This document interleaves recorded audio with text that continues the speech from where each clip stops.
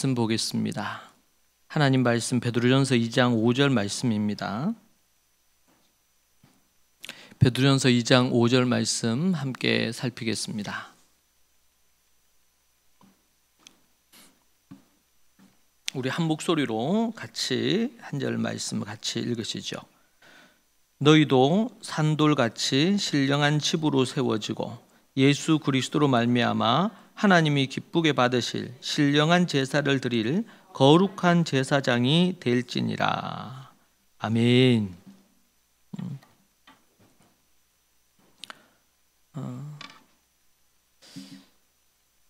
우리가 지금 6월에 계속 교회와 관련해서 생각해 보고 있습니다.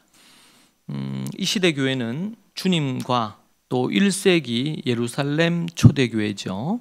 공식적으로 교회의 출발점은 1세기의 예루살렘 초대교회다 할 수 있습니다. 예수님이 십자가에 달리시고 부활하신 이후에 그리고 나서 승천하시고 그리고 나서 10일 정도 후에 성령이 강림하심으로 공식적인 교회가 시작됩니다.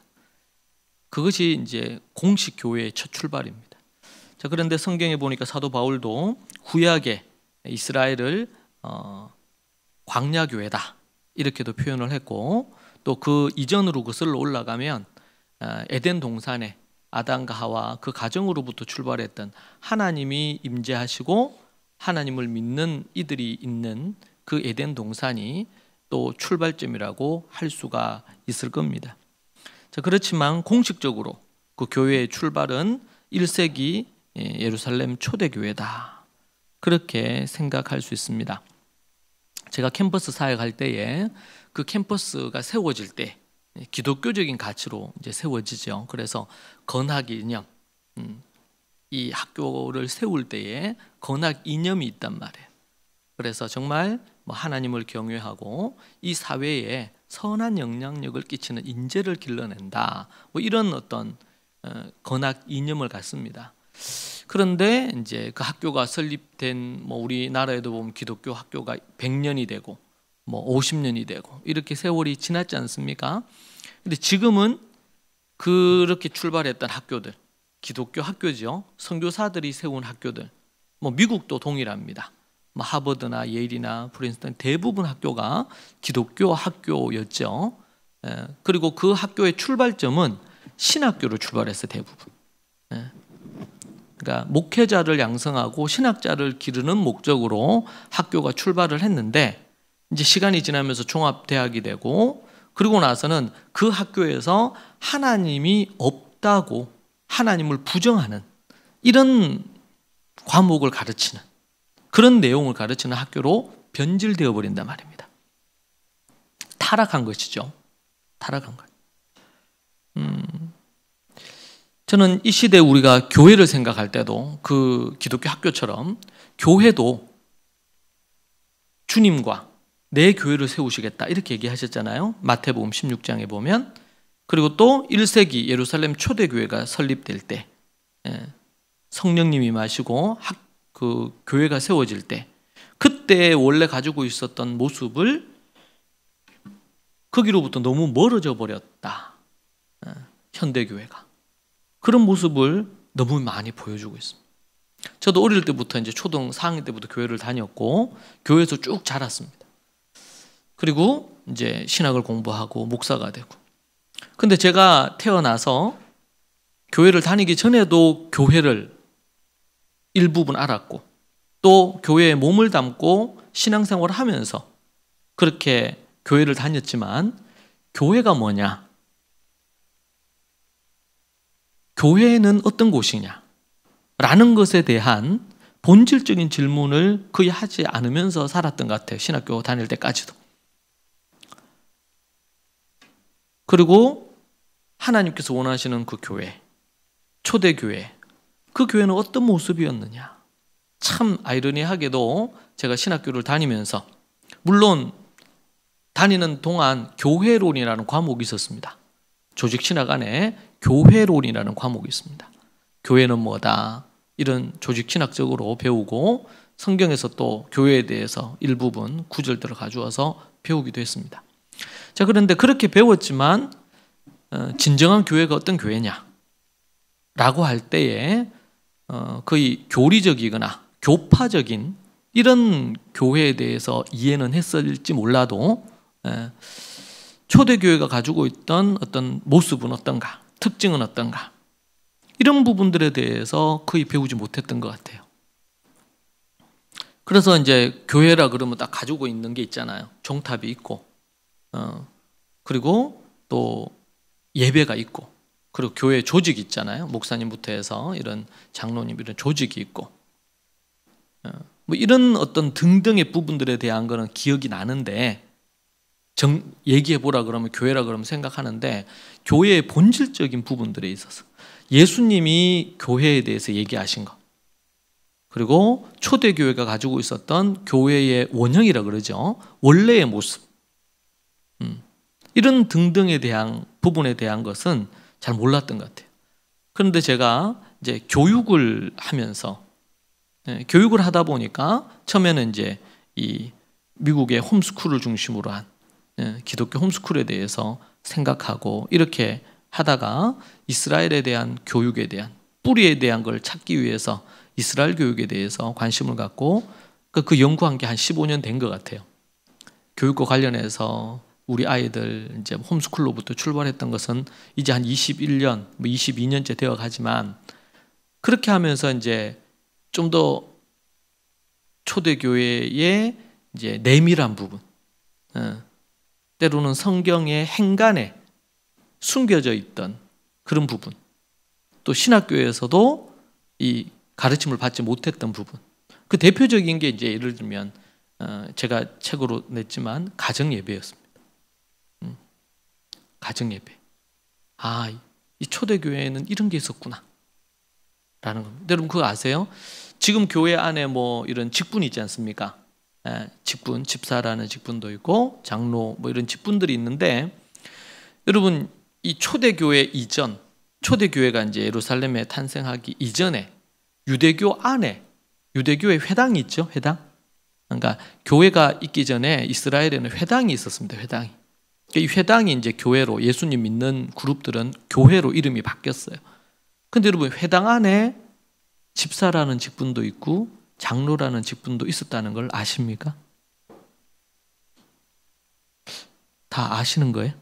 표정이 저는 이거 너무 충격이었어요.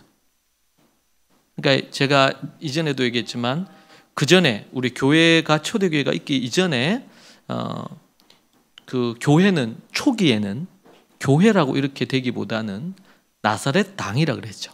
예수님을 믿는 유대인 그룹이다. 근데 여러분 이 유대인 그룹이 어디에 속해 있었습니까? 유대교에 속해 있었습니다. 그리고 초대교회 성도들은 회당에서 함께 예배를 드렸어요. 3세기 정도까지는 예수님 믿는 유대인들이 회당에서 모였습니다. 그리고 그때는 유대인들과 그리고 초대교회 우리 사도행전에 보니까 예수님을 믿는 유대인들을 보면서 이 예수님을 아직 안 믿는 유대인들이 예수님을 믿는 유대인들을 보면서 그들을 칭송했다 그랬죠. 칭찬했다. 저들이 서로 사랑하고 아끼고 그렇게 하는 모습을 보고 칭송을 했다고 그렇게 되어 있습니다. 그러니까 3세기 정도까지는 친밀했어요. 가까웠어요. 왜냐하면 다 서로 이웃이고 서로 친구고 서로 가족이고 이랬으니까.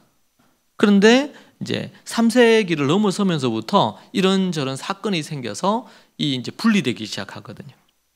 그러니까 구조나 많은 부분에 있어서 많은 부분, 제가 볼 때는 한 8, 90% 이상은 회당의 구조와 거의 흡사합니다.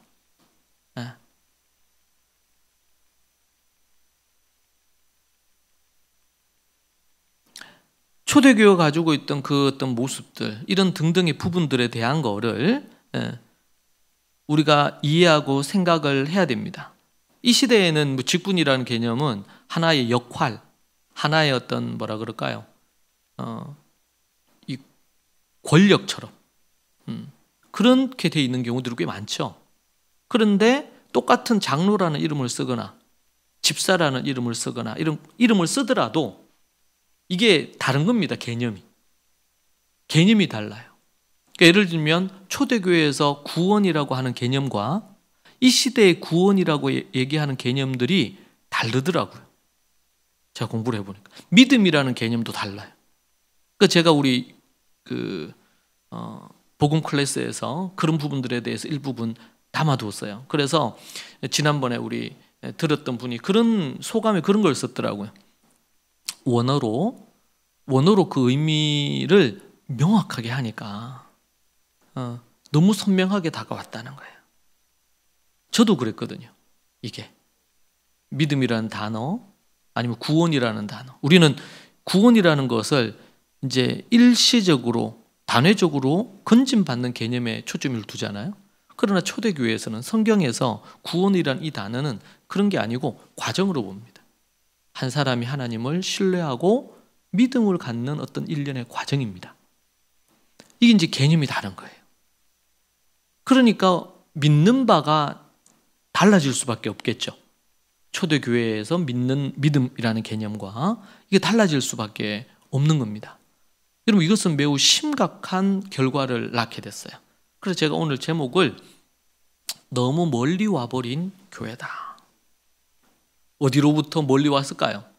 원래 하나님께서, 예수님께서 내 교회를 세우겠다 라고 했던 그 초대교회, 그 하나님이 원하시는, 기뻐하시는 그 교회의 그 기수로부터 너무나 멀리 와버린 것입니다. 그러다 보니까 매우 심각한 많은 문제들이 나오고 있는 것이죠. 복이라는 개념도 그렇죠. 우리 바라크라고 할 때 히브리어로 바라크라 그러면은 복입니다. 복. 그런데 우리는 복 그러면은 한국인들이 갖는 복의 개념 있잖아요. 저는 복 그러면 딱 떠올랐던 게 중국집에 가면 딱 붉은 글자로 딱 써놔요. 그렇죠? 복자가 딱 있어요. 복 그러면은 이제 국자 이런 생각을. 그리고 우리 복이라 그래요. 그러니까 복은 뭐예요? 이 땅에서 잘 되는 거예요. 돈도 많이 벌고 성공하고 유명해지고 높은 직급을 얻고 뭐 그런 등등의 끝들이잖아요. 그런데 히브리어로 이 복이라는 단어는 바라크예요. 하나님 앞에 납작 엎드려져 있는 인생이다. 그분을 경외하고 예배하는 자다. 그리고 그분에게 절대 순종하고 복종하는 자다. 그래서 뭐가 중요하냐면 이 개념이 중요합니다. 개념이. 예수님을 믿고 교회 나와서 예수님을 영접도 하고 뭐 침례도 받고 다 했는데 여러분, 복이라는 개념이 만약 그렇게 가 있다면 그 사람이 추구하는 삶은 그것을 추구하겠죠. 한국식 복, 세속의 복을 추구할 겁니다. 성공을 추구할 겁니다. 그런데 이스라엘에서는 태어나면서부터 이 복이라는 개념, 성경에 나오는 이 복이라는 개념을 바라크로 이해를 해요. 그러면은요, 내가 돈이 많고 적은가 상관없이 하나님 앞에 겸손하게 굴복하고 엎드려서 예배하는 자가 복된 인생이구나. 그 사람의 삶의 철학이 되고 가치가 되는 거예요. 그리고 그 하나님께 절대 순종하고 복종하는 것이 복이구나. 여러분, 우리는 다윗이 왕이 됐다고 그 사람이 성공했다 이렇게 보지 않죠? 요셉이 총리가 됐다고 그가 성공한 인생이라고 보지 않습니다. 느헤미야가 왕의 술관원이 돼서 높은 자리에 직급에 올라 있기 때문에 그가 성공했다 이렇게 성경은 절대로 얘기하지 않습니다. 그럼 뭘 얘기합니까? 그가 느헤미야가 그런 자리에 있음에도 불구하고 그가 어릴 때부터 오직 주님의 말씀, 율례와 법도의 말씀을 따라 순종하며 살아서 하나님이 그를 이끌어 주셨더라. 요셉이 이런 총리가 되지 않았지만 감옥에 있을 때도 억울한 누명 쓸 때도 신실하게 하나님을 신앙했더라. 그래서 하나님이 그를 형통하게 하셨더라. 그는 성공한 인생이요, 복받은 인생이죠. 그런데 하나님이 필요하셔서 그를 총리로 세우시는 거예요. 때가 되니까. 그것은 결과여야 되지, 그것은 절대로 목적이 되거나 우리가 추구하는 방향이 되어서는 안 됩니다. 이것은 절대로 비전이 될 수가 없어요. 이 개념을 우리가 놓치면 이게 다 잃어버리는 거예요.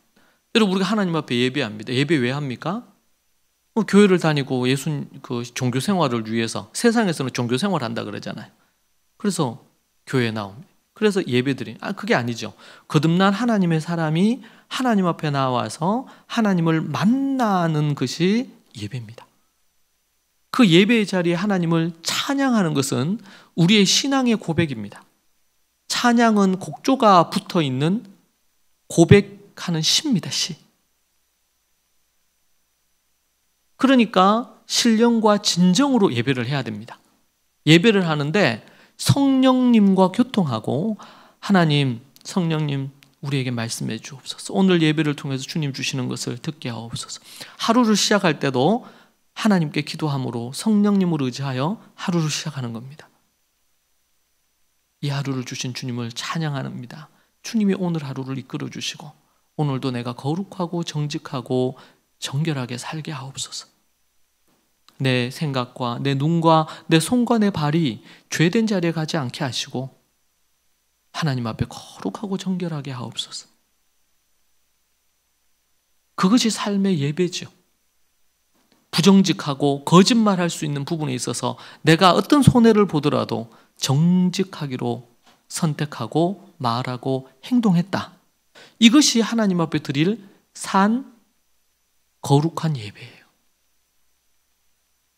그런데 사단은 이걸 분리시킵니다. 예배의 자리에 와서 하나님 앞에 예배 드리면 1부 예배, 2부 예배 이렇게 하잖아요. 예배 드리면 그러면 종교생활 한 거예요. 신앙생활 한 거예요. 문제는 가인도 그렇게는 예배 드렸습니다. 그죠? 근데 하나님이 안 받았어요, 그 예배를. 왜냐하면 가인의 마음이 안 담겨 있었고 가인과 가인의 재물을 하나님이 안 받으셨다 그랬습니다. 그 사람을 거절하신 거예요. 거부하신 거예요. 여러분 한번 생각해 보십시오. 여러분이 드리는 예배에 하나님께서 여러분의 예배를 하나님이 받으셨을 건가? 주님이 그 예배를 기뻐하셨을까? 지난날 여러분이 드린 예배가 그냥 종교 생활로서 예배해야 되니까 예배한 것인가?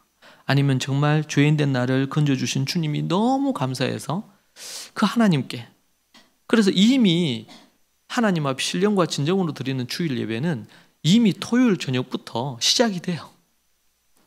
왜냐하면 토요일 저녁부터 주님 앞에 가고자 하는 마음이 있으니까. 주님 앞에 예배하기 위해서 준비하잖아요. 옷도 준비하고 헌금도 준비하고 마음도 준비하고. 우리 가정 예배 드릴 때, 토요일날 가정 예배 드릴 때 뭐부터 합니까? 목욕부터 하잖아요. 우리의 몸부터 씻고, 몸을 씻는다는 것은 곧 내 마음을 씻는 거죠. 정결하게. 일주일에 내 삶이 하나님이 받으실 만한가?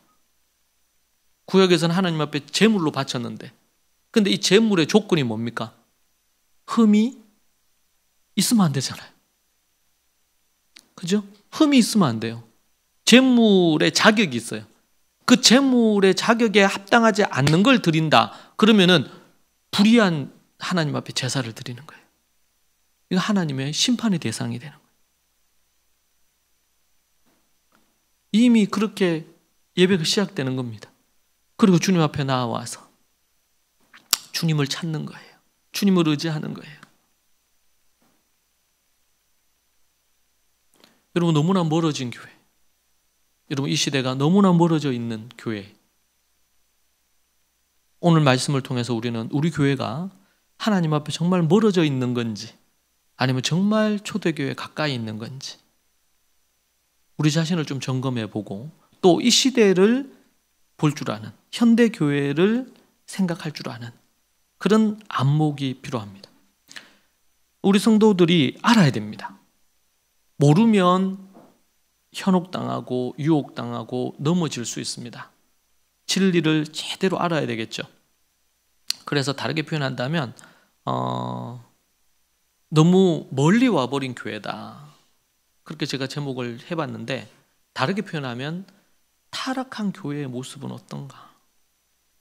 라는 부분에 대해서 여러분과 함께 얘기를 하겠습니다. 첫 번째는 이 너무 멀어진 교회의 가장 큰 특징 중에 하나가 뭐냐면 건물 중심의 교회입니다. 건물 중심의 교회. 여호와를 섬김에 있어 건물은 언제부터 시작됐는지 우리가 생각해 봐야 되겠는데요. 에덴 동산에는 따로 건물이 없었습니다. 그곳 자체가 하나의 하나님을 배웁고 만나고 대화하는 장소였습니다. 에덴 동산 자체가 아담이 하나님을 만나는 곳이었죠. 주께서 아담과 함께 거니셨던 곳이 에덴 동산이었습니다. 에덴 동산이 하나님의 임재의 장소이자 인간을 만나는 곳이었습니다. 에덴 동산. 그리고 에덴 동산은 지구에 있었어요. 이 지구라는 별 안에 하나님은 이 은하계와 수많은 이런 그 별들을 만드셨으니까요. 그 이후 하나님을 만나는 제단이 만들어지죠. 건물이 아닌 그분께 제사 드리는 제단이 있었습니다. 거기는 건물이 없었어요. 그것을 다르게 표현한다면 예배당이라고 할 수 있겠습니다. 건물, 막힌 곳 없는, 위에 지붕도 없고 벽도 없는 제단에 하나님 앞에 예배를 드렸습니다. 출애굽 이후에는 하나님이 제사장을 세우시고 성막이 등장하게 됩니다. 공식적으로 조직적인 이제 사제, 제사장이 등장하고 건물이 시작이 되어지죠. 처음에는 천막으로 만들어졌고 나중에는 다른 나라의 신전처럼 그런 게 세워지게 됩니다. 하나님께서 성전을 세우신 목적이 있죠. 하나님을 만나는 장소입니다. 그런데 이 목적이 시간이 지나면서 앞에서 얘기한 것처럼 기독교 학교가 건학 이념이 있지만 세월이 지나면서 변질 되어버렸거나 아니면 아예 타락해버렸어요. 그런 것처럼 하나님의 성전이 변개했습니다. 성전이 그 어떤 목적과 방향을 잃어버렸어요. 그래서 예수님이 하셨죠. 어떻게 하셨어요? 성전에 올라가셔서 채찍을 갖고 성전에서 장사하는 양 팔고 막 이렇게 그들을 막 쫓아내시잖아요. 이게 성전 청결 사건이다. 이렇게 나와요. 2번, 공생이 시작하시면서 1번, 그리고 예수님 십자가 달리시기 전에 1번. 교회 안에서 그런 부분을 하셨습니다. 네. 왜요? 예수님 왜 그렇게 하셨어요? 하나님이 원래 주셨던 성전의 목적을 상실해버린 거예요. 그 성전이. 그리고 타락한 거예요. 그리고 거기서 장사하고 거기에 일부를 제사장이나 이들이 착복을 하고 이렇게 하면서 성전 자체가 타락한 것입니다. 원래 하나님이 성전을 주셨던 목적을 있는데 목적을 상실해버렸다.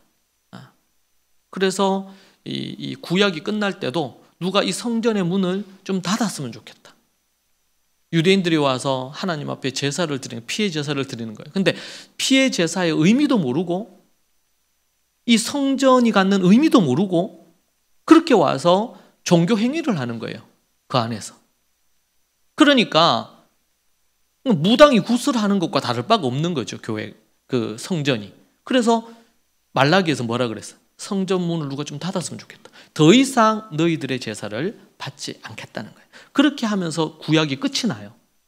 그리고 이제 400년 이후에 예수님이 이 땅에서 오셔서 하셨던 것 중에 하나가 공생애를 딱 시작할 때 그때 성전에 가셔서 성전에서 원래의 하나님이 성전에 주셨던 그 원래의 부분들을 훼손시키는 부분들에 대한 것을 쫓아내죠.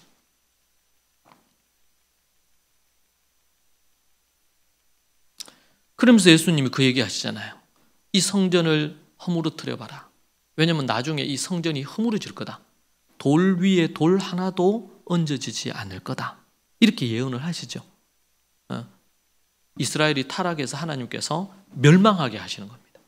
멸망하게.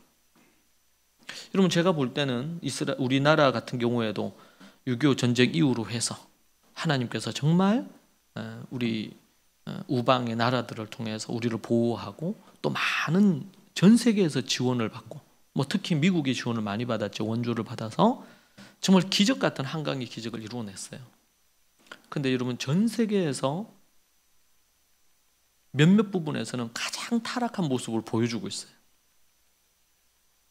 도덕적으로 타락하고 또 하나님을 경외하지 않고 하나님을 거부하고 이런 부분들이 되어지기 시작하면 여러분 그곳이 소돔과 고모라처럼 변하는 거잖아요. 그러면 하나님께서 어떤 나라든지 그게 이스라엘 유대인이든 아브라함의 자손의 나라든지 아니면 미국인지 상관없어요. 하나님은 치십니다. 이스라엘도 치셨고 또 아시리아도 치셨고 바벨론도 치셨고 다 치셨어요. 하나님. 로마도 그 화려했던 로마도 멸망하게 했습니다.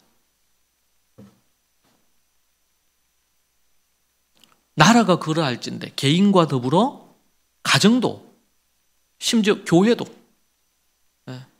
요한계시록의 7교회도 하나님께서 치시는 거예요.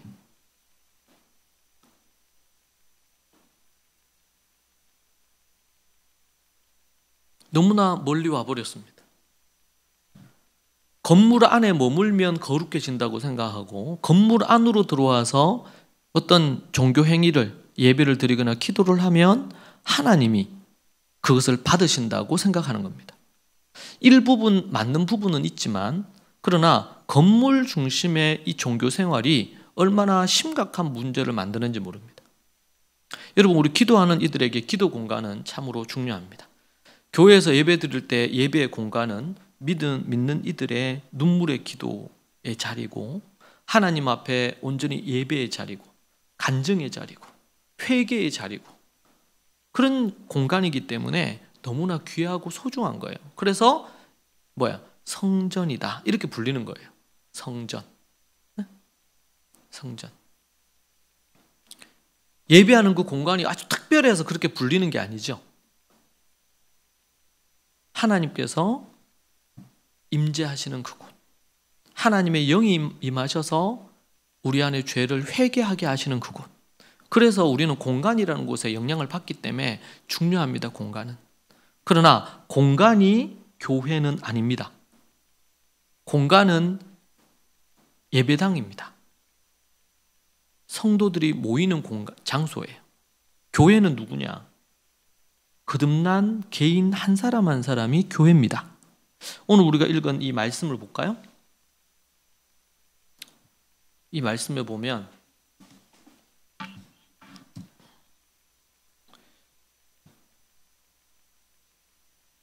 (2장 5절) 말씀, 그 앞에 보면 이런 말씀 나옵니다.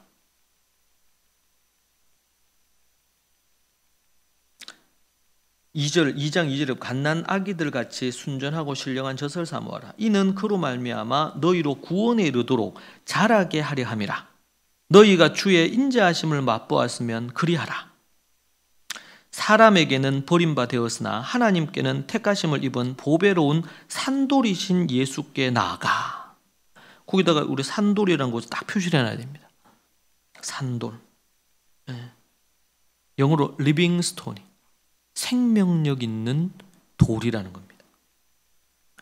지금 사도 베드로는 교회를 설명하는데 비유를 들어 설명합니다. 보배로운 산돌이신 예수께 나아가자. 살아있는 돌, 산돌은 누구시라고 말합니까? 누구세요? 예수님.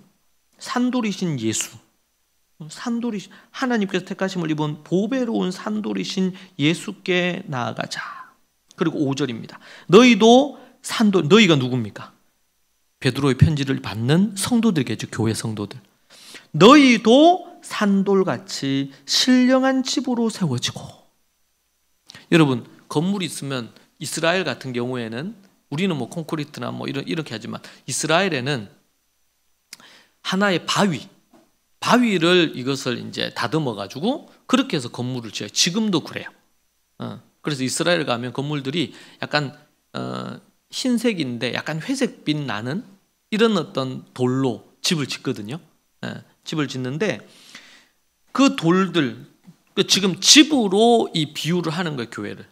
근데 이 집은 어떤 집이냐? 신령한 집인데 이 집은 어떤 재료로 이 집이 만들어져요? 살아있는 돌로. 산돌로 지어진 집이 신령한 집이 된다는 거예요. 이제 이 신령한 집이라는 것은 성전처럼 어떤 건물을 말하지 않고 그 안에 있는 성도 예수 그리스도가 산 돌이시고, 그래서 그건 뭐야? 머릿돌, 모든 기초돌. 이 건물의 기초돌이 예수 그리스도시고, 그 기초돌에 연결해서 산돌들이 연결이 돼서 거기에 뭐야? 기초를 놓고 사도들의 터 위에 이렇게 또 성경이 나오죠.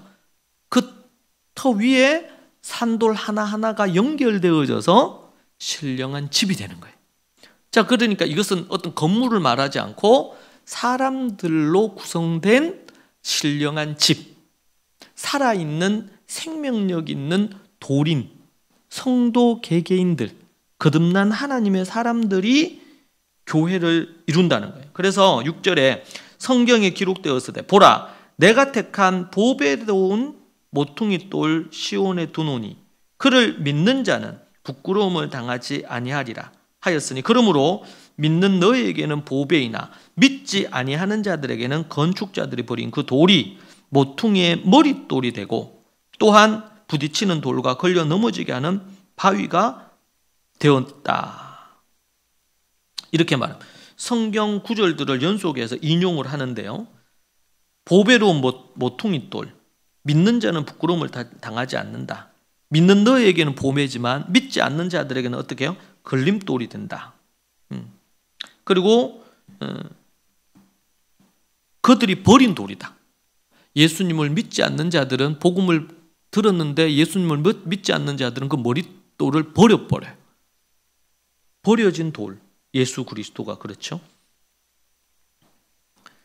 그리고 그들은 그 머릿돌이, 모퉁이의 머릿돌이 믿지 않는 자들에게는 부딪히는 돌이 되고 걸려 넘어지는 돌이 된다. 왜? 예수님의 말씀이 들려지는데 마음에 부딪히는 거예요. 불편한 거예요. 내가 원하는 대로 살아야 되는데 말씀이 불편한 거예요. 왜? 말씀에서는 이렇게 해라 저렇게 해라 이런 말씀 나오니까 이게 부딪히는 거예요. 자꾸 설교를 들을 때마다 자꾸 부딪혀. 자, 그런데 마음이 가난하고 옥토와 같은 마음밭은요, 마음에 그럴 때 내가 원하는 바가 있는데 들려지는 그 말씀 앞에 부딪힘이 있으면요, 불편하죠. 힘이 들죠. 그럼 그 하나님 앞에 이걸 갖고 무릎 꿇고 나아가는 거예요. 하나님, 내가 참 이게 힘들다. 이 말씀대로 순종하는 게 너무 힘들다. 나는 아직까지 믿음이 약한데 어렵다. 정직하게 반응합니다. 그런데 믿지 않는 자들은요, 부딪히는 거예요. 그래서 뭐예요? 반항하고 공격하고 싫어하고. 그리고 요즘 현대는 어떻게 합니까? 성경을 왜곡하죠.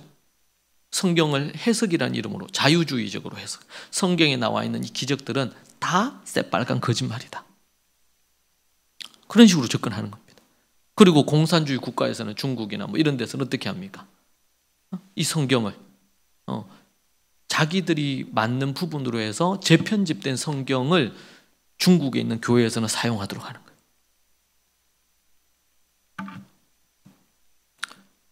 왜냐하면 이게 불편한 거예요, 이 말씀이. 지금도 그렇죠. 동성애 관련해서 이런 거 불편한 거예요. 그러니까 이제 정치인들은, 이 국회의원들 같은 경우에는 선택의 기로에 있는 거예요. 왜냐하면은 국회의원들의 한 절반, 2분의 1이나 절반이나 3분의 2가 크리스찬이라고 하는 교회 집사나 뭐 장로, 이 직분을 갖고 있단 말이에요. 근데 그들이 명목상의 그리스도인일 수도 있고 진정으로 믿는 사람일 수도 있는데, 그러면은 그들이 국회의원인데 법을 만들잖아요. 그럼 성경에서 반하는 법을 만들어야 되잖아요. 요구가 있으니까. 그럼 어떻게 할 건지 선택을 해야 되잖아요. 네. 선택을 할 때, 하나님께서 이런 법은 원하시지 않는다. 이거는 그러면 끝까지 그걸 이제 고수를 해야 되겠죠. 그런데 그러면 자기 정치 생명의 위협이 있어요. 자기 밥그릇의 위협이 있고 자기 명예의 위협이 있어요. 그런 부분에서 저는 이 다니엘이 참 대단하다고 봐요. 성경의 다니엘이 절하지 않잖아요. 절했다가 절 안 하면은 목이 날아가는데, 단순히 그냥 자기 정치 생명이 끝나는 게 아니라 자기의 목숨이 날아가는데, 심지어 사자의 밥이 될지언정 내가 왕을 존경하고 사랑하고 그렇게 하지만 거기에는 내가 동의할 수 없다.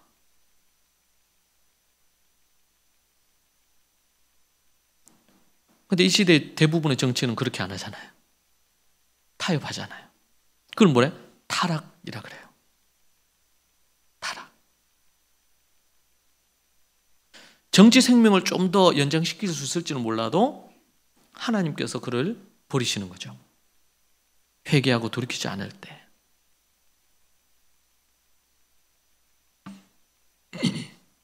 산돌이다.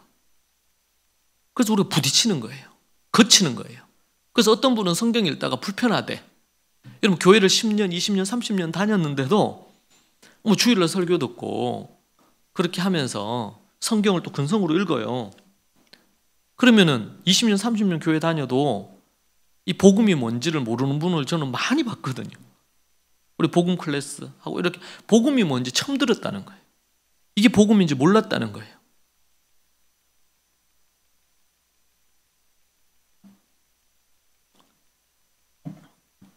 걸림이 됩니다. 왜냐하면 성경 말씀은 우리에게 순종을 요구하거든요.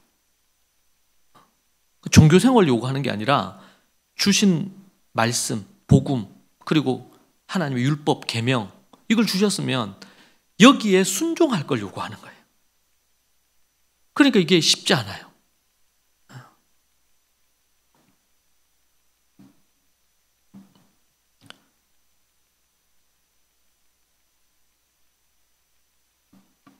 그러니까 교회를 나오면서도 뭐 점치러도 가고, 예. 어느 교회는 어디 교회 터를 잡는데, 예? 그런 거 알아보는 거예요. 예수 믿는 사람들은 이사하는데 예? 손 없는 날 찾고 말이죠. 이게 샤머니즘적이죠. 무속 신앙적인 신앙생활하는 거. 여러분 그거 아세요? 유명한 서울에 가면 유명한 점집들이 있는데 거기에 연말 연초가 되면 가장 많이 오는 사람들이 예? 교회 집사들, 권사들 이런 분들 많이 온대요. 거기.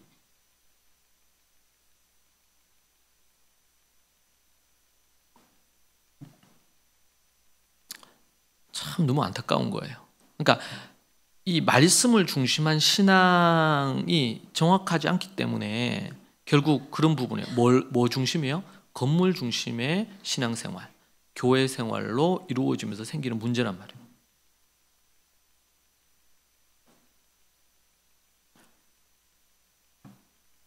예수님은 성전을 헐면 3일 만에 다시 짓겠다고 하시죠. 요한복음 2장 19절에 나옵니다. 예수께서 대답하여 이르시되 너희가 이 성전을 헐라 내가 사흘 동안에 일으키리라. 유대인들이 이르되 이 성전은 36년 동안에 지었거늘 네가 3일 동안에 일으키겠느냐? 46년 동안 지어진 이 성전을 사흘 만에, 그러니까 예수님이 이 성전된 21절에 나옵니다. 그러나 예수는 성전된 자기 육체를 가르쳐 말씀하신 것이라. 성전이 뭐냐? 이 건물을 성전이라고 얘기하지 않고 예수 그리스도의 몸, 이게 성전이고 예수 그리스도를 머리로 해서 그리스도 산돌들이 모여가지고 그리스도의 몸이라 그랬잖아요. 고로 예수 그리스도와 함께 성도들이 뭐가 되는 거예요? 성전이 되는 거예요. 너희 몸은 거룩한 성전이니 그렇게 얘기를 하는 거죠.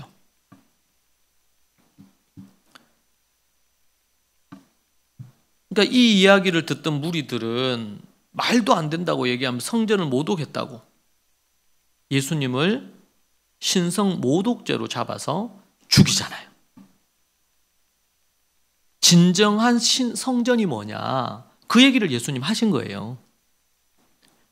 예수님이 성전에 올라가셔서 청결하게 하신다고 거기에서 뭐 장사하는 놈들 다 쫓아내고 채찍으로 하셨잖아요.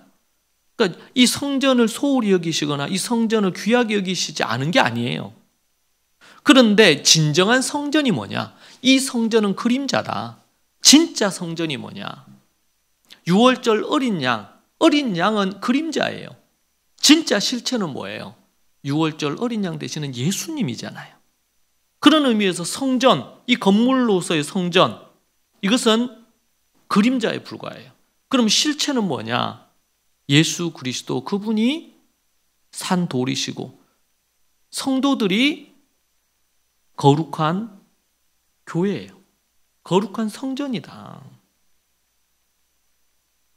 자, 그래서 우리는 건물 중심의 신앙이 아니라 우리 존재 자체가 산 돌이 되는, 하나님을 사랑하고 하나님의 말씀 안에 거하고 살아있는 돌이 되는 예수님처럼 살아가는, 그것을 우리에게 요구하시는 것입니다. 그래서 예수님은 건물 중심의, 성전 중심의 종교 생활하고 있는 이 이스라엘을, 타락한 이 이스라엘을 회복시키기 위해서 하나님 아버지께로 마음을 돌이키도록 이스라엘이 그렇게 만들기 위해서 하셨죠. 마음과 뜻과 힘을 다해서 하나님 사랑하고 하나님이 주신 계명을 지켜 행하라.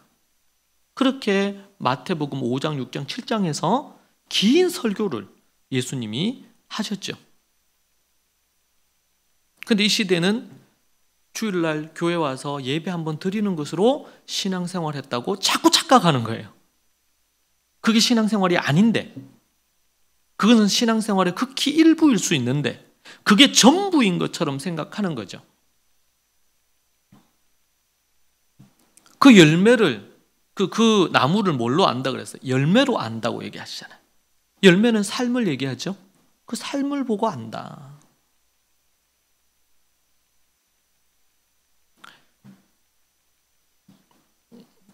여러분, 우리의 신앙생활은 건물 중심이 되어서 안 되겠습니다. 정말 하나님을 사랑하는 마음이 있어야 되겠습니다. 예배 드리는 어떤 형식에 맞춰 가지고 와서 예배를 뭐 앉았다 일어났다 이렇게 하면서 예배를 들었느냐, 설교를 듣고 했느냐, 이게 아니고 정말 그 마음에 하나님을 갈망하는 마음을 갖고 그 말씀대로 순종하려고 하고 죄에서 건져주신 그 주님을 너무나 사랑해서 그 하나님 앞에 나아가는, 하나님이 아담을 창조하시고 아담과 하와를 지으시고 에덴 동산에서 원하셨던 게 뭐예요? 아담과 하와와 사귐을 갖기 위한 겁니다. 사귐, 사랑하기 위한 것입니다. 사랑. 아담아, 아담에게 이 에덴 동산을 관리해라. 여기에 있는 동물들, 여기 있는 모든 과실술들을 네가 잘 관리해라. 이 사명을 주시죠. 문화 명령이라고 합니다. 이 사명을 주셨어요. 그 말씀을 에덴 동산에서 아담아 부르시면서 얘기해 주죠. 그 아담은 그 얘기 듣고 하나님, 제가 그렇게 하겠습니다. 그러면서 교통하는 거예요. 대화하는 거예요. 함께 하는 거예요. 하나님이 여러분 개인과 그러기를 원하세요. 하루를 지내는데, 일주일을 지내는데 하나님 어떻게 할까? 이런 거 한마디 묻지도 않고 만약에 살아간다면 그가 드리는 예배를 하나님이 어떻게 받아요? 형식이잖아요. 형식적으로 드리는 거잖아요. 그건 예배가 아닙니다. 관계가 깨진 것은 예배라고 할 수가 없어요. 관계가 깨진, 하나님과의 관계가 깨져 있잖아요. 일상에서. 어렵고 힘들 때 그 하나님을 찾질 않아요. 침대에 누워서 그냥 끙끙 앓아요. 자기 생각을 해요. 사람을 막 찾아다니면서 방법을 막 찾아요. 그게 하나님 없는 사람의 대표적인 모습 아니겠어요? 서로 평상시에는 못하더라도 어려움을 만났을 때 주님 앞으로 나아가는 것이 신앙인의 마땅한 모습이죠. 교회 와서는 거룩하고 좋은데 교회를 딱 나가는 순간부터 거짓말과 속이는 것과 미움과 시기와 욕설과 막 이런 것들이 난무한다. 그래서 여러분, 감독이나 집사나 장로나 이런 직분자를 세울 때 조건들이 있잖아요. 한 아내의 남편이어야 되고, 손 대접을 잘 할 줄 알아야 되고, 말씀을 또 가르칠 줄 알아야 되고, 그 직분마다 요구되는 조건이 있어요. 여러분, 거기에 거의 3분의 2가량은 어떤 직능적인 게 아니고 삶이에요. 가정을 잘 이끌어야 되는 거예요. 자녀들이 순종하는 자녀여야 되고, 정직해야 되고, 한 입으로 두 말 하지 않아야 되고. 여러분, 이것은 예수 안 믿는 다른 데서도 얘기하잖아요. 겉과 속이 같아야 된다고. 복음을 가진 자의 삶에 대한 이야기예요. 물론 우리가 100점 맞을 수 없을 수도 있어요. 그러나 사람들에게 저 사람 정직하다, 저 사람이 말한 거면 맞을 거야. 그 사람 자체가 보증이 되는 거예요. 근데 예수 믿는 사람들 못 믿겠더라. 거짓말 너무 잘한다는 거예요. 예수 믿는 사람들 그냥 다 음란하다는 거예요. 예수 안 믿는 사람하고 별 차이가 없다는 거예요. 여러분, 그러면은 하나님의 영광을 가리는 거 아니겠습니까? 두 번째는 프로그램 중심이에요. 교회가. 교인들 중에 교회에 이제 등록해서 어디 앱이나 어디에 멤버십 가입하듯이 회원 가입을 하면 회원으로 등록이 되는 것으로 생각하는 경우들도 있단 말이에요, 이 시대가. 그게 이제 진정한 교회 생활일까? 우리 생각해 봐야 돼요. 교회는 그렇게 가입한 교인들이 각종 프로그램에 참여하는 거예요. 교회 왔어요. 그리고 간단하게 복음을 소개하고 믿는 애하고 동의하면 이 사람은 이제 교회 멤버십을 주는 거예요. 이 사람이 이제 거듭났다, 예수님 믿는 사람이다, 이렇게 이제 하는 거예요. 근데 초대교회는 그렇게 하지 않았거든. 초대교회는 최소 1년 내지 2년을 봤어요. 이 사람의 고백이 진정성이 있는지. 함께 지내보면 아니까. 그런데 그렇게 간단하게 회원가입하고는 교회에 들어와서 이제는 내가 이 교회에 나는 등록 교인이라는 거예요. 그리고 나서는 교회에 이런저런 프로그램이 있어요. 무슨 학교, 무슨 뭐 이런 거 해요. 그럼 거기에 참여해, 프로그램에.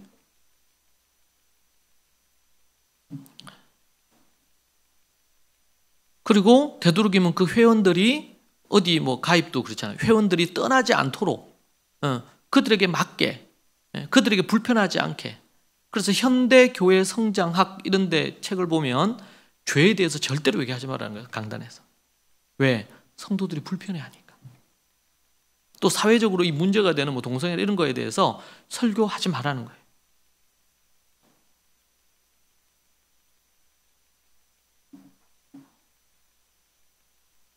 그런데 그렇게 10년, 20년, 30년 생활해요. 그래서 뭐 삶의 어떤 이런 저런 거에 그거 필요해요. 우리 잠언이나 이런 말씀 보면서 삶의 실제적인 거 중요하잖아요. 그런데 복음에 대해서는 잘 얘기하지 않으면서 그건 아주 너무나 얄팍하게 얘기하고, 그리고 나서는 삶에, 그래서 뭐 상담가를 부르고 어떤 교수들을 부르고 이렇게 해서 이런저런 주제로 막 쫙 프로그램을 개설해놔요, 강좌들을. 그리고 거기에서 필요한 도움을 받는단 말이에요. 그러면서 복음의 본질은 자꾸 잃어가는 거예요. 프로그램 중심의 교회. 많은 사람들이 교회를 10년, 20년, 30년 다니면서 그런 프로그램도 많이 참여하고 봉사도 많이 하고 이렇게 하는데 나중에 되면은 그들이 복음을 들어본 적이 없고 교회 안에, 그러니까 문화적인 그리스도인이라고 이렇게 표현합니다. 용어가 문화적인 그리스도인들을 많이 생산하는 거예요.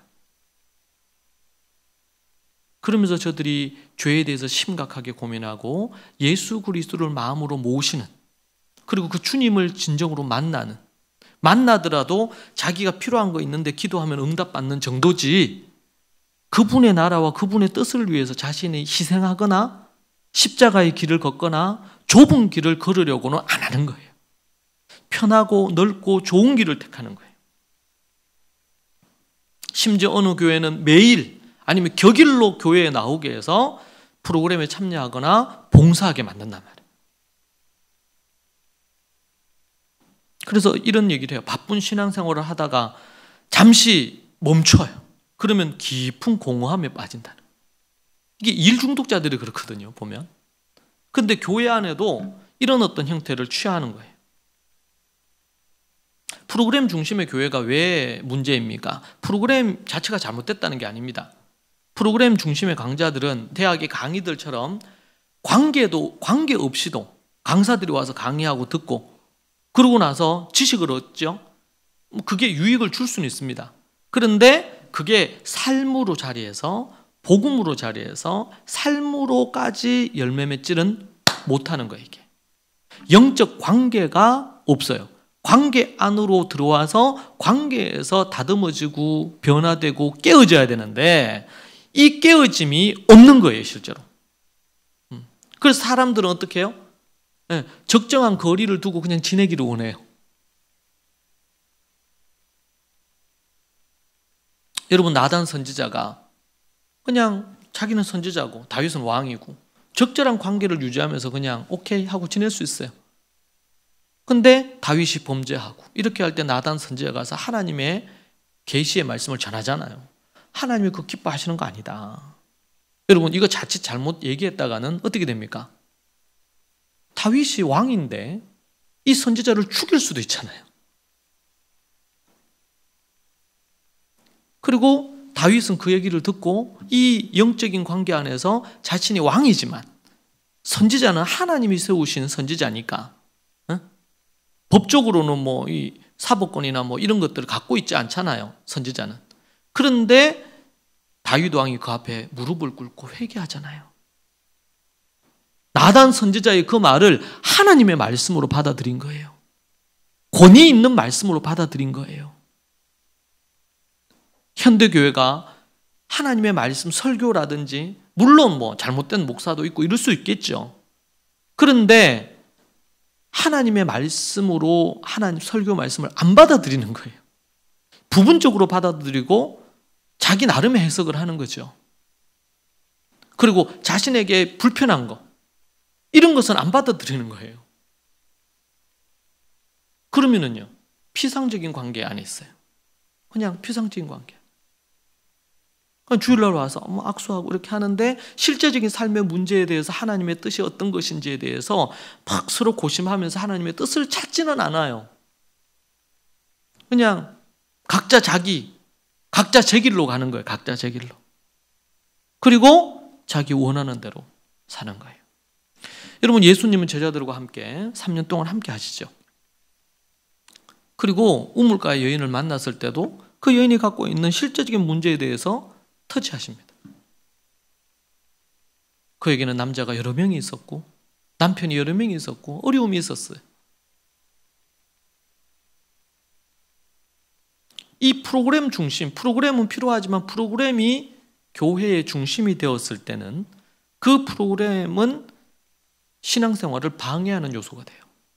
그것이 현대교회가 갖고 있는, 타락한 교회가 보여주고 있는 모습이기도 합니다. 세 번째는 앞서 잠깐 얘기했는데 봉사 위주의 교회입니다. 봉사 위주 교회. 다수의 교인들은 봉사 위주로 교회 생활을 하더라고요. 교회는 나온 지 얼마 되지 않는 이들도 각종 봉사에 참여하도록 유도하고 그것이 그 교회에 정착할 수 있도록 만드는 거라고 생각을 하는 것 같아요. 교회 그리고 많은 목회자들이. 물론 도움이 될 수 있겠죠. 그러나 교회 생활 10년, 20년 이렇게 하는데도 불구하고 봉사 중심의 신앙생활을 한 사람은 복음이 무엇인지 거의 모르는 경우가 많아요. 앞에서 얘기한 문화적인 그리스도인이 될 가능성이 높습니다. 자신의 마음으로까지 이 복음이, 말씀이 거의 도달하지 않는 것을 봤습니다. 어떤 한 분은 교회에 다니기 시작했어요. 한동안 쉬었지만 어릴 때부터 교회를 다녔는데 이 교회 다니는 거에 익숙해졌겠죠. 그런데 이제 한동안 교회 안 다니다가 이제 어떤 연유로 교회로 왔어요. 그러면서 복음이 무엇인지 배우는 그런 과정을 참여했는데 자신은 어릴 때부터 교회를 다녔기 때문에 교회가 복음이 뭔지 다 안다고 생각했는데 그 복음을 우리 교회에서 들으면서 너무 놀란 거예요. 복음이 이런 건지 몰랐다는 거예요. 예배에 참여하면서 설교를 듣는데 그냥 가볍게 그냥 자신의 어떤 기분을 아니면 지식을 좀 더 충족시킬 수 있는 이런 설교가 아니고 근본적으로 하나님 앞에 복음 앞에 서게 하는 말씀을 듣고는 이분이 심각해진 거예요. 그래서 예배 드릴 때마다 성경 공부할 때마다 심각해. 그러면서 그분이 복음이 이런 거라면 자신은 다시 한번 좀 생각을 해봐야 되겠다. 자신은 그냥 교회 생활하고 종교 생활하려고 교회로 왔는데 예수님의 말씀이 이런지를 자신은 어릴 때부터 교회 다녔지만 몰랐다. 또 어떤 분은 교회를 나오게 됐어요. 가족 때문에 교회를 나오게 됐는데 복음에 대해서 듣고 매주 설교 들으면서 복음이 무엇인지를 듣고 또 죄에 대해서 하나님이 죄로 여기시는 거에 대해서 구체적으로 들으면서 자꾸 마음이 불편한 거예요. 그래서 이제 교회를 안 나오게 되는 거죠. 여러분, 신앙은 종교 생활이 아니라 관계입니다. 관계 안으로 자기를 들이밀어야 돼요. 들어올 수 있어야 돼요. 근데 이게 쉬운 일이 아닙니다. 자기를 포기하지 않고는 들어올 수가 없는 겁니다. 그런데 사람들은 그냥 어느 정도 편하게 교회 생활하기를 원합니다. 그게 좀 쉽지 않거든요. 피상적인 관계에서는 그게 가능할지 모르겠는데 그것을 1년, 2년은 그렇게 생활할 수 있지만 10년, 20년은 그렇게 생활할 수는 없거든요. 예수 그리스도께 뿌리를 내리지 못한 채 유령처럼 살아가는 거예요. 교회 생활을 유령처럼 하는 거예요. 네 번째는 세대 분리 형태의 교회입니다. 이건 뭐냐면 교회가 예배도 그렇고 모든 모임이 세대 간 분리를 하고 있는 겁니다. 역사 속 교회, 1세기 예루살렘 교회는 세대가 일체 분리되어 있지 않았습니다. 제가 이스라엘 갔을 때도 거기에는 통합된 예배 하나뿐이었지 따로 청년부 따로 예배, 청소년 따로 예배, 주일학교 따로 예배 이런 예배가 지금도 없어요. 유대인, 예수님 믿는 유대인 교회는. 이 세대 분리를 시키는 것은 가정을 파괴하는 행위입니다. 그리고 다음 세대를 지금 95%가 떠나게 했던 이 지경까지 몰고 왔던 매우 심각한 문제를 양산해냈어요. 자, 그래서 제가 이것을 제가 예전에 이제 강의하거나 이렇게 할 때, 교육 강의할 때 사춘기에 대한 얘기를 제가 했습니다. 근데 그 얘기는 제가 생각해 볼 때 이 사춘기에 대해서 이게 좀 말이 안 되는 거예요. 그래서 이거는 거의 주관적인 입장이었습니다. 그래서 제가 요번에 이제 이걸 준비하면서 제가 이 연구를 좀 해봤어요. 그전에는 제 생각, 성경을 기반으로 한 제 생각이 강했고 오늘 지금 여러분에게 얘기 드리는 거는 이것은 이제 제가 조금 더 공부한 거예요. 근데 이 세대 분리에 대한 얘기, 특별히 사춘기 관련해서 이 얘기를 하려면 미국의 심리학자인데 스탠리 홀이라는 사람을 알아야 되더라고요. 이 사람이 사춘기라는 단어를 처음 썼어요. 이 그랜빌 스탠리 홀이라는 사람인데 미국 심리학의 선구자로 알려져 있습니다. 제가 오늘 우리 주보에도 제가 이걸 실었어요. 주보에 보면 그 사진도 나와 있나요? 혹시 사진 있어요? 예, 그 사진 여러분 한번 보세요. 사진. 예, 그랜빌 스탠리 홀이라는 부분입니다. 여기 보면 여러분들이 잘 아는 사람도 있어요. 프로이드라고 들어보셨죠? 네, 프로이드. 이게 유대인인데 이 프로이드는 프로이드가 요 사진에 보면 주보에 보면 나오는 거기에 중간에 있는 첫째 줄 앞줄에 중간에 있는 사람이 이 스탠리 홀입니다. 그리고 그 왼쪽에 있는 앞줄에 왼쪽에 있는 사람이 프로이드예요. 융이라고도 들어보셨죠? 심리학자 융. 앞줄에 오른쪽에 있는 사람이. 예. 여러분 미국의 심리학의 창시자예요. 이 스탠리 홀이. 예. 홀이 창시자고 이 사람이 그냥 보기만 해도 제일 나이 많아 보이잖아요. 이 사람의 영향을 받은 사람이 프로이드 또 융. 그 뒤에 나오는 우리 존 두이라는 현대 이 심리학의 대부라고 할 수 있는 이 사람이 이제 존 두이입니다. 자, 여기 이제 보면 이 스탠리 홀은 1844년에 미국 매사추세츠주에서 태어났어요. 어린 시절부터 종교와 철학에 관심이 많았다고 하고 그리고 이런 유수한 대학에서 심리학을 배웠고 1878년 독일로 유학을 해서 실험 심리학을 공부한 후 홀은 미국으로 다시 돌아와서 심리학 연구소를 설립을 합니다. 그는 이 연구소에서 실험 심리학, 아동 심리학, 교육 심리학 등 다양한 분야의 연구를 진행했고 미국 심리학의 발전에 크게 기여합니다. 이 사람이 전 세계 심리학의, 미국 심리학의 시초이자 전 세계 심리학에 큰 영향력을 미쳤던 사람입니다. 자, 이 사람이 이제 심리학 연구소를 설립하고 1892년에 미국 심리학회라는 APA의 초대 회장이 돼요. 그리고 존 두이와 루이스 터만이라는 이런 유명 심리학자에게 영향을 주었습니다. 그리고 이 존 두이는 미국의 교육 심리학의 거의 그냥 대부에 가깝습니다. 그래서 교육 심리학을 배우려면 존 두이를 배우지 않고서는 공부를 할 수가 없어요. 여러분, 이 존 두이가 어떤 일을 했습니까? 미국 학교에, 모든 유치, 초중, 고등학교에 예배와 기도를 없앴어요. 성경을 보지 못하도록 그것을 법제화한 사람이 이 존 두이입니다. 존 두이가 갖는 업적도 많은데 기독교적인 입장에서, 우리 성경적인 입장에 봤을 때 존 두이 때문에 미국의 모든 학교에서 채플이 없어졌어요. 예배를 드릴 수가 없게 된 겁니다, 법적으로. 그리고 학교에서 성경도 못 읽죠.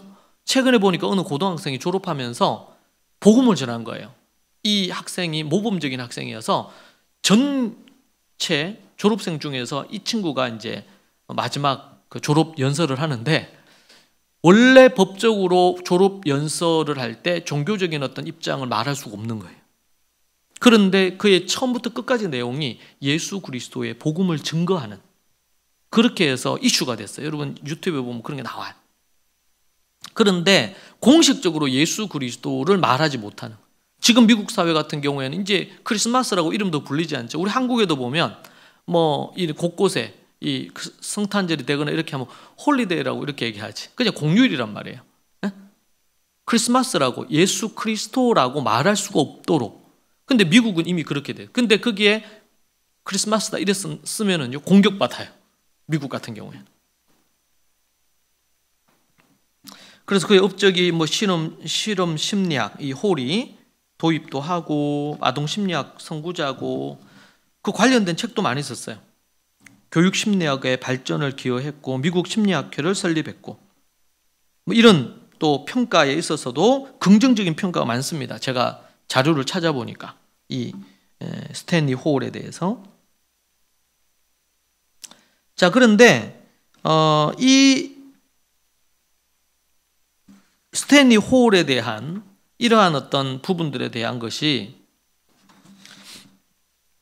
그가 이제 준 가장 큰 것 중에 하나가 사춘기에 대한 입장입니다. 사춘기에 대한 입장.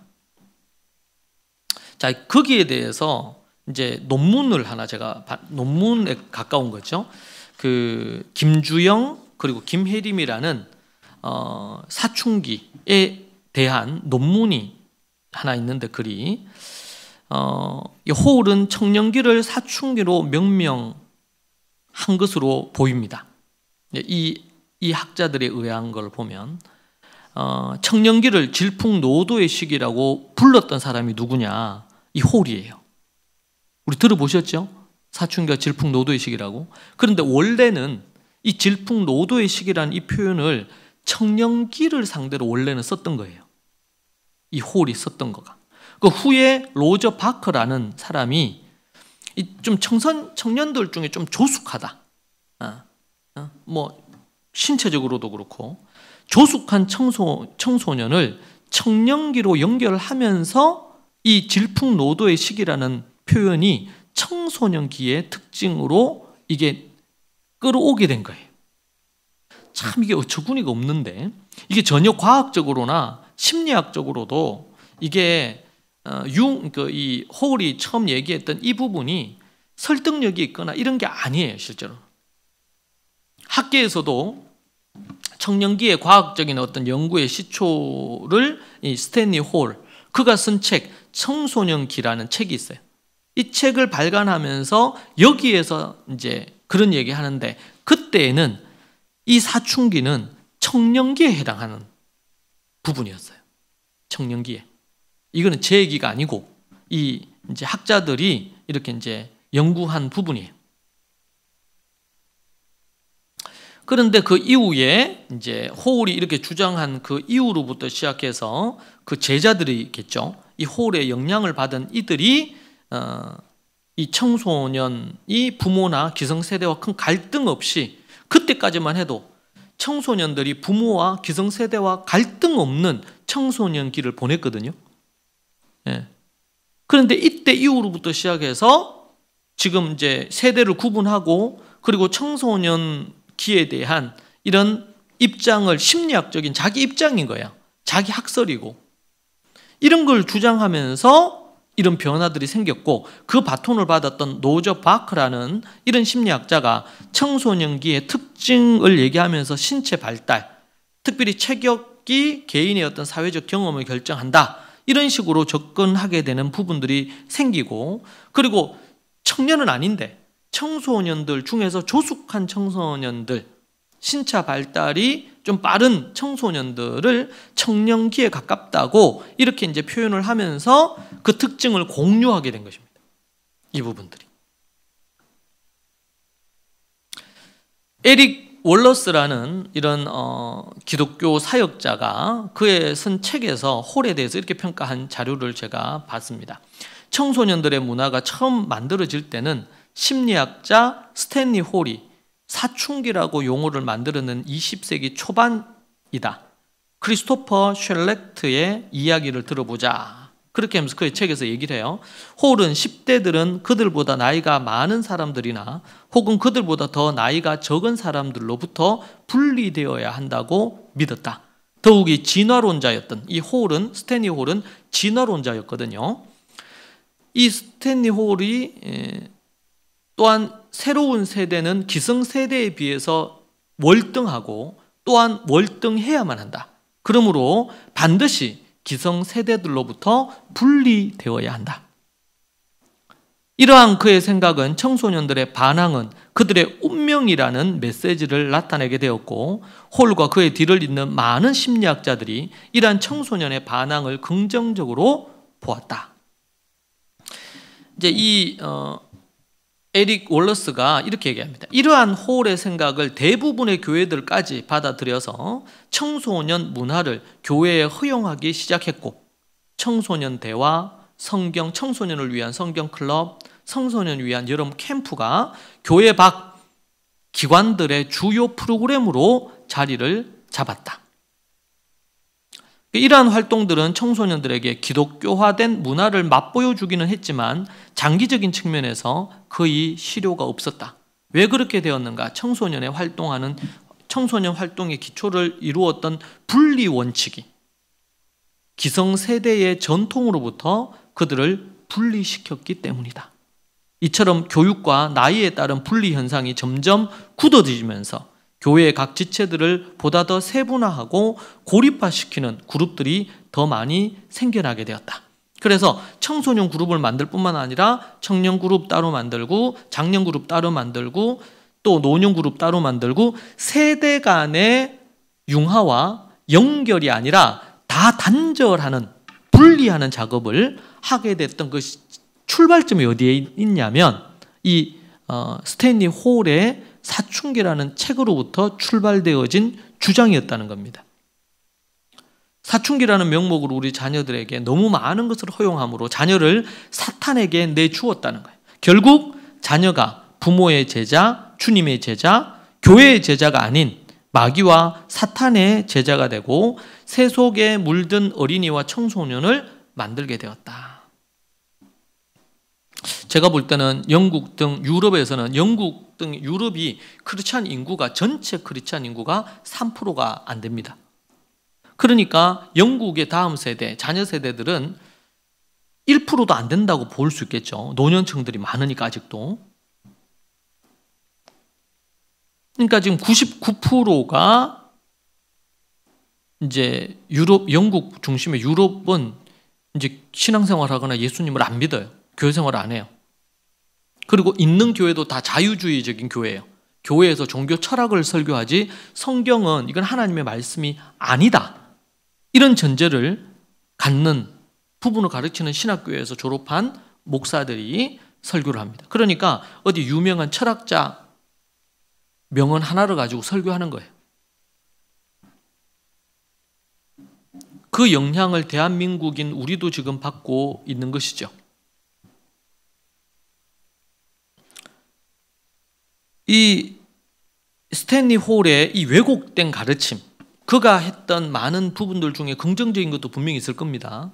그러나 이 왜곡된 가르침이 결국엔 초대교회가 갖고 있었던 이 전통들, 전통들 세대가 통합되어 있고 함께 그렇게 믿음의 전수가 로이스, 어머니 유니게 그리고 디모데까지 이렇게 흘러왔던 초대교회의 어떤 그 전통이 지금도 유대인들 교회에는, 이스라엘에는 지금도 이게 그대로 있어요. 사대가 함께 예배를 드린다든지, 그리고 교회에서 우리 교회도 나중에 그렇게 하려고 하는데, 이제 청소년들, 청년들이 이제 침례를 받거나 이렇게 할 때 교회 지도자들이 한 명 한 명 인터뷰하고 함께 신앙에 대한 부분들을 점검하고 가르치고 이렇게 하는 과정들을 하더라고요. 이 관계 안에서 그런 것들을 하는 거예요. 어느 세미나 하듯이 프로그램으로 그것을 하는 게 아니라, 그러니까 전 세계에서 유일하게 지금 다음 세대가 주님 떠나지 않고 거의 99.9%가 믿는 집의 자녀들이 교회를 떠나지 않고 신앙생활 하는 데는 유일하게 이스라엘밖에 없어요. 왜냐하면 초대교회의 그 전통을 그대로 긍정적으로 가지고 있기 때문에 그렇습니다. 그런데 지금 이 스탠리 홀의 영향을, 미국의 영향을 받고 그렇게 했던 많은 교회들은 어떻게 해요? 예배도 다 세대별로 나눠서 예배드립니다. 여러분, 이것은 초대교회 정신이 아닙니다.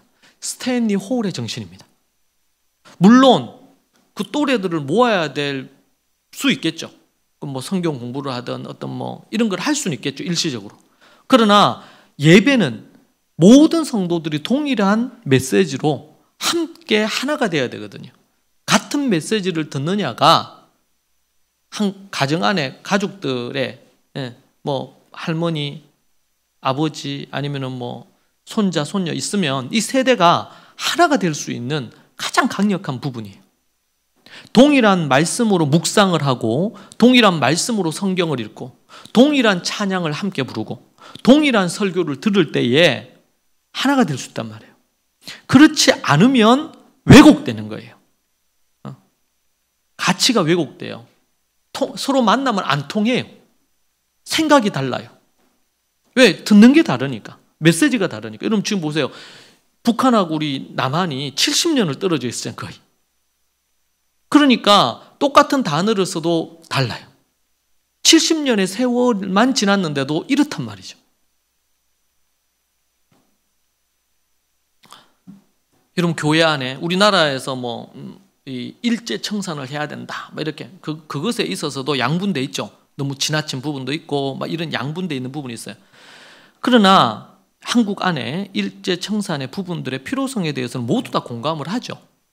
여러분, 교회 안에 제가 볼 때는 이 스탠리 홀의 왜곡된 가치관이 청산돼야 됩니다. 이런 것들이 청산되지 않고서는 교회는 희망이 없어요. 자녀들이 부모의 신앙을 받을 수가 없어요. 이제는 스마트폰으로 갖가지의 세상에 세속된 가치들을 갖가지 유튜브부터 시작해서 뭐 OT 이런 거 다 해서 세속의 가치들이 싹 다 들어온단 말이에요.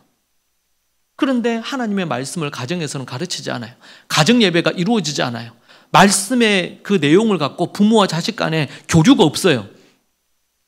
대화도 일주일에 10분도 안 한대잖아요.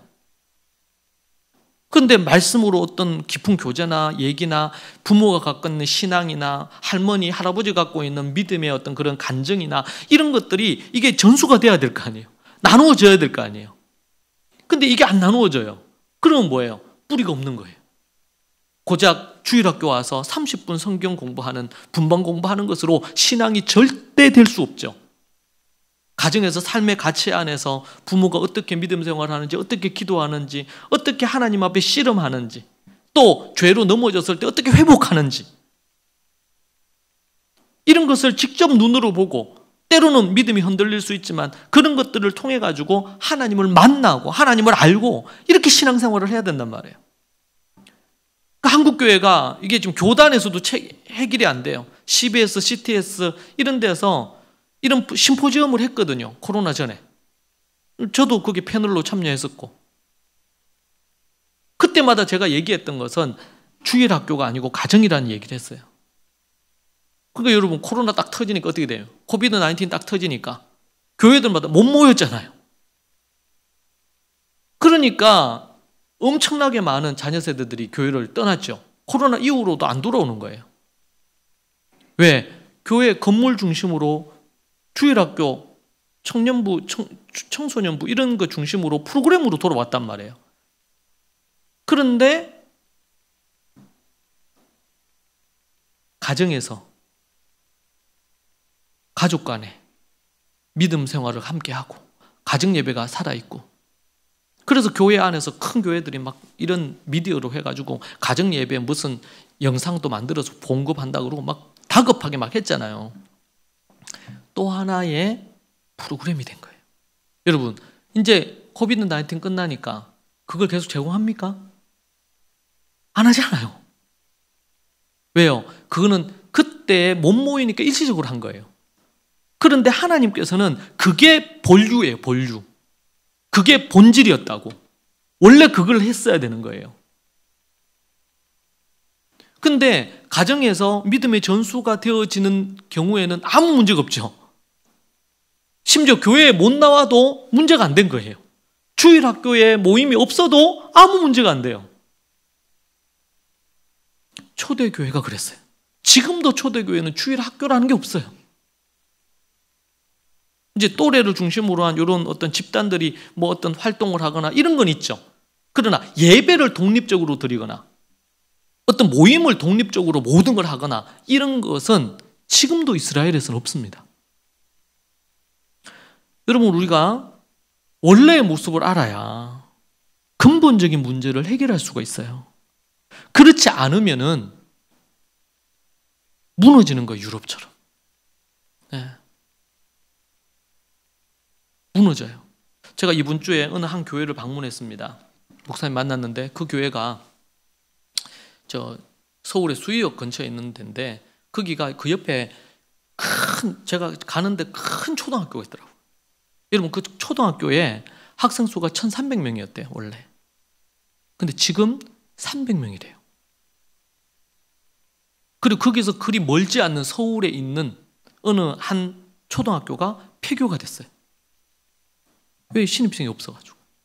거기에 300명이 있는 거기에도 한 반에 15명 정도 되는데 3개 반, 1학년 클래스가 갈수록 줄어드는 거죠. 1,300명에서 300명. 그게 얼마 안 되는 사이에 이루어진 일이에요.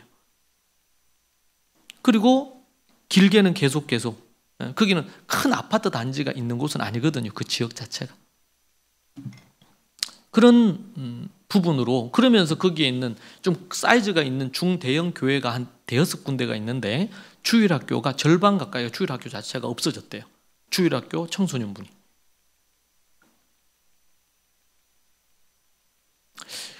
우리가 당면하고 있는 현실 속에 문제는 교회들이 믿는 집의 자녀들을 잃어버리고 있다는 거예요. 그걸 기반이 안 되면 이제 청소년들 아니면 어린이들 전도나 선교 자체도 어려울 수 있겠죠. 믿는 집의 자녀들을 잃어버리고 있는데, 여러분, 너무 멀리 와버린 교회의 모습 중에 일부를 우리가 살폈습니다. 우리 스탠리 홀의 이 부분이 저는 너무 충격받았어요. 이번 주 이거 연구하다가 관련된 자료 찾아보고 연구하다가 이런 어떻게 보면은 얄팍한 이런 논리 위에 한 사람의 주장이 미국 교회의 전체 영향을 줬고 현대까지 지금 한 세기가 지나가잖아요. 이 사람이 주장한 이후로부터. 그러니까 요즘 뭐라 그래요? 사춘기가 자꾸 내려간다는 거예요. 사춘기가. 학설로는 이게 말이 안 되는 거거든요. 일반적으로 그렇게 얘기하거든요. 그런데 제가 몇몇 논문을 찾아봐도 이 학자들은 이 사춘기에 대한 이런 부분들에 대한 주장들, 뭐 청소년들이 반항을 한 이런 주장들을 학자들은 안 받아들인대요. 왜냐하면 이건 옛날에 홀이 얘기한 거고 그것이 이게 맞지 않는 것들이 꽤 많다라는 게 증명이 됐다는 거예요. 근데 일반적으로 우리에게 알려져 있는 것은 왜곡된 것이 훨씬 더 많은 부분 대중에게 영향을 주는 거예요. 대중에게. 야, 이게 무서운 거예요. 근데 이게 어디까지 들어와 있어요? 교회 안에까지 들어와 있어요. 그래서 제가 그런 예를 들잖아요. 다윗과 같은 사람들, 다니엘 같은 애들 다 모아놓고 만약에 사춘기를 테스트한다 그러면 어떻게 하겠어요? 순종을 잘하더라, 하나님을 경외하더라, 뭐 이렇게 평가하지 않겠습니까?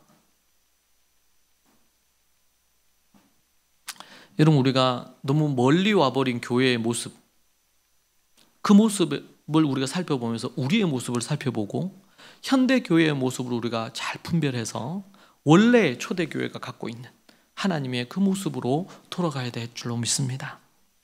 기도하겠습니다. 하나님 아버지, 감사합니다. 주께서 우리에게 주신 이 진리의 말씀을 붙들고 때로는 여론과 시대정신과 갖가지의 많은 논리에 휘둘리지 않는 교회가 되게 하시고 하나님의 말씀을 기초로 하여 바르게 나아가는 우리 교회 될 수 있도록 주님 도와주시고, 또한 이 시대에 많은 교회들이 초대교회의 그 모습으로 다시금 돌아가는 역사가 있도록 인도하여 주시옵소서. 아버지 하나님, 우리에게 주신 이 깨달음을 우리가 안고 우리의 삶에서, 우리 가정에서, 우리의 교회에서 실현할 수 있기를 소망합니다. 주님 도우시옵소서. 예수님 이름으로 기도합니다. 아멘.